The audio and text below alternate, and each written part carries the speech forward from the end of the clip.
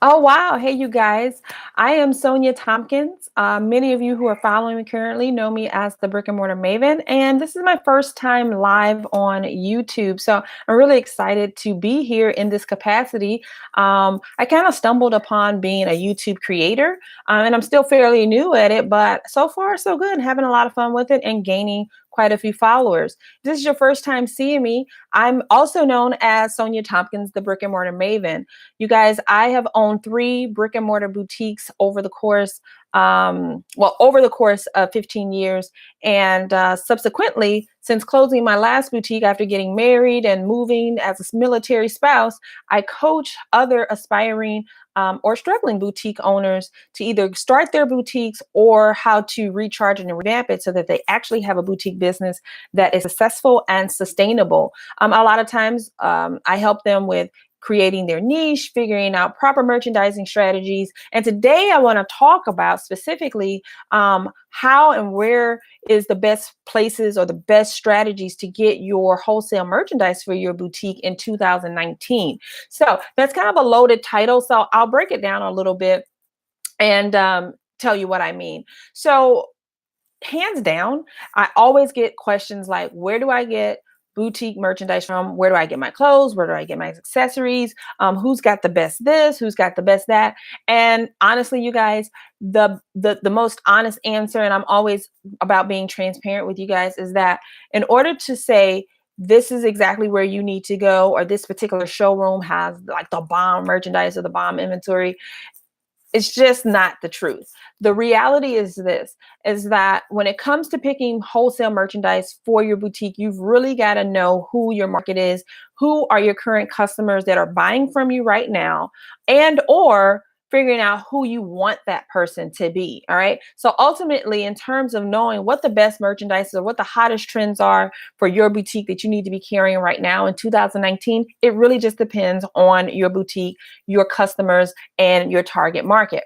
But when it comes to knowing where you should be going to get the best merchandise or where you should be going to get merchandise in general, I'm going to tell you guys hands down, it's LA. You need to be out in the LA fashion district, you guys. Once upon a time, there was like, you would go out to New York and it was naturally the hub. It was where a lot of designers and things like that were. And over the last, I would say at least the last 20 years, maybe even longer than that, that has changed and shifted dramatically to being in LA. And even though I've said this a lot of times and I'm very transparent about it, a lot of people don't want to tell you like it's out in LA or, oh, you go to LA because everybody's so afraid, right? In this industry to share. But I've actually found that as a boutique owner and also as a coach and as an expert, it serves my community, people like you, to just tell you where to go. I mean, because it's not a huge secret, but for some reason, it seems to be a very, very like hush hush thing. So I'm telling you right now, you want to go out to the LA Fashion District. The only place better than going to LA would be if you deal with a lot of manufacturers who are importing. And I will tell you that the majority of those places, if they're imports that you're buying, they are coming from China. So there's a lot of misconception with wholesale or boutique merchandise that everything is coming from China and that that's the place you should be. That's not necessarily true.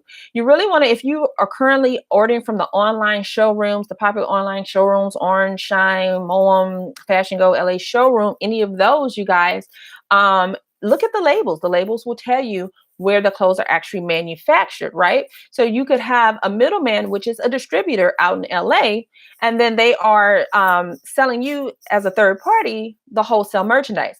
But you guys, there are a ton. And when I say ton, I'm talking a couple hundred of manufacturers who are located right here in the US, and they're down in the Los Angeles Fashion District.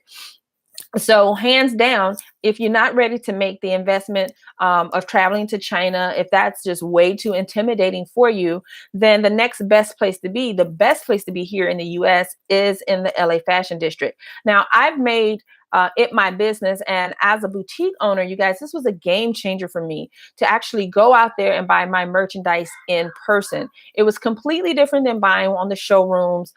It alleviated so many of the questions and concerns we have as online shoppers. The same with our customers. If people are buying from you online, there's a lot of questions that go into whether or not they should purchase this particular item with you. And it's the same way for us as we buy wholesale. We want to know, is the fit good? Is the quality good? Are the colors exactly the way we see them, or is it varied because of the computer screen? Is this a reputable manufacturer? Do they ship on time? Will they do what they say that they're going to do? All of these questions can leave you either undecided on if you're going to actually make that order. And sometimes when you leave things in your cart, if you guys have been in this any amount of time, you know things can sell out pretty quickly. Or you're stuck to buying strictly from a distributor, which means you're paying a higher price point. Which leads me to my other point. The other best reason that you want to go out to LA, go to the garment district, the fashion district, and buy your merchandise for your boutique in person is because when you shop in person, you will save money. You have alleviated the need for them to sell that particular thing to you through this third party, something like the online showrooms that we then see, when we log in. So you're automatically going to save money there because they're going to reward you for being there. Okay. Another reason, if you have cash and you're there, you're going to save even more money because cash is king, flat out. If you're spending cash over credit cards, you're saving them money on credit card processing fees. And quite honestly, I think a lot of them just don't want to claim the type of income that's actually being made from their wholesale goods. So you guys, going in person, shopping with cash is going to save you a ton of money. Let's not mention even the shipping that cost that you're going to save. You guys, there's like so many like savings and strategies to this that once I learned what this was about and I started going with my boutiques, it literally changed my boutique business forever. Meaning I went from when I very first started out, I had a salon. And I took a corner of my salon and created just an accessory section in my salon. All right. And I did this for about 3 months. And over time, it kind of grew from accessories to adding sunglasses to adding a few handbags.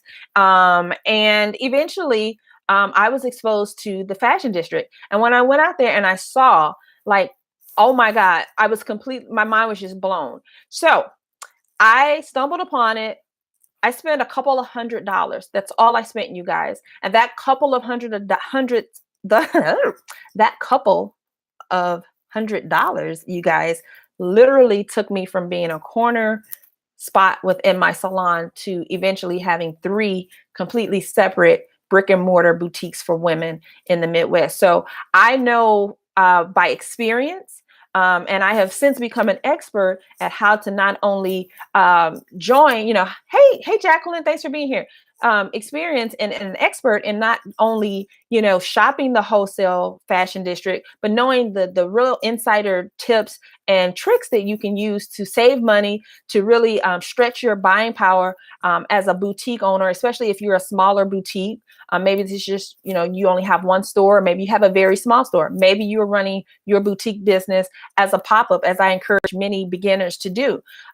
You can actually take that buying power and really just stretch it way further when you go in person, all the way to where you should stay at when you go, so that your trip can be really productive, where you shouldn't be at, where you should park at, like all these types of strategies and tips that I've learned over 13 years of doing it, you guys. I now share this information through my YouTube channel, through my Instagram, and even on Facebook. By the way, if you guys are not following me, if you're not subscribed yet, make sure you hit the subscribe button.